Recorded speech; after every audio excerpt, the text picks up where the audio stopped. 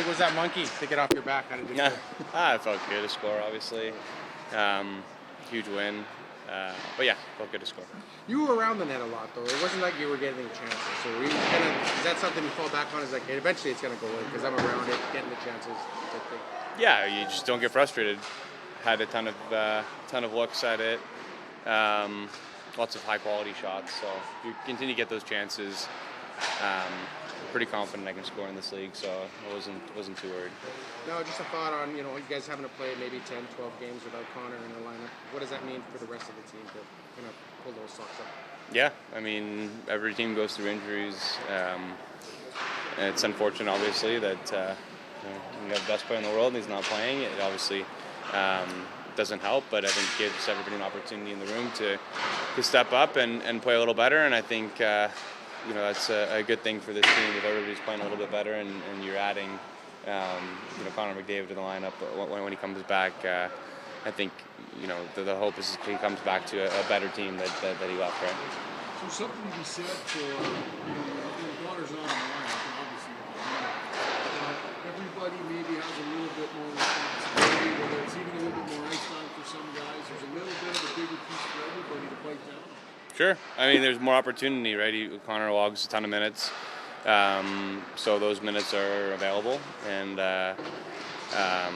it'll be by committee. Obviously, nobody's going in there and replacing Connor McDavid. I think it's everybody doing a little bit more and having a little bit more opportunity. What does it mean? Not many teams can pluck a guy like McDavid out of the lineup and have a guy like Leon Draisaitl sitting there. So, what's it like, to sort of know that you still have that all-world guy that can be the game breaker for you? Yeah, I mean, that's why we're where we are as a team that wants to win the Stanley Cup, right? We have two of the best players in the world.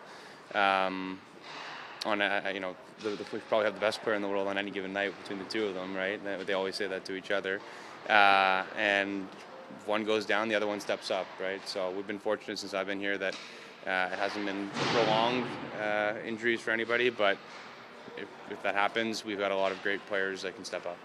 It hasn't been the best start, but obviously it's not as bad as last season. Do you kind of feel now, you guys played probably one of your best games of the year, build on that and get a little run here, and then you're right back to where you want to be? Yeah, it's a long season. Yeah.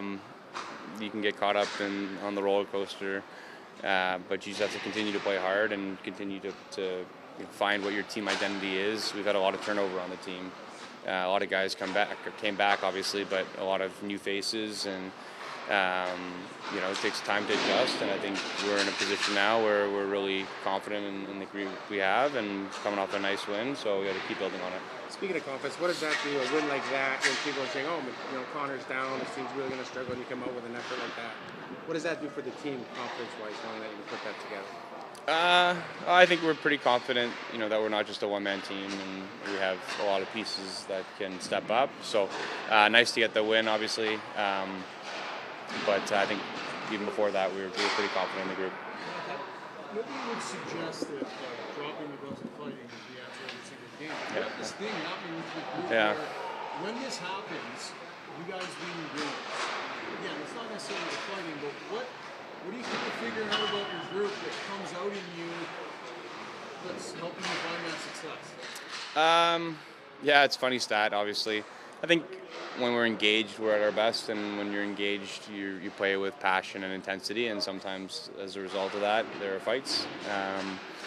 So I think, that would be my answer. I don't know if it's just a funny stat or whatnot, but I think we're in the games that we win, we're pretty engaged, and you can see it.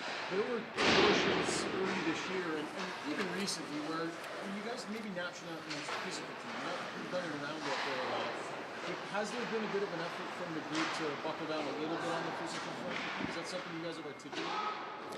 Yeah, you want to be a hard team to play against, and I think we want to be a team that has the puck a lot, so maybe that doesn't equate to being the team with the most hits, right? I think we have the puck a lot. We pride ourselves in having the puck a lot, so as a result, you're not going to have as many hits as other teams, but you could still finish your checks and be physical and be hard on the puck, and things that don't necessarily show up on the stat sheet on the physicality side. You can be a hard group to play against. What do you think of the I didn't know he could do that. Most guys, I was going to say, most guys fight someone frequently in the NFL. You think, oh, man, Well, he's a big, strong kid. So, you just know that he's strong. You don't know if he can fight, but obviously he can hold his own.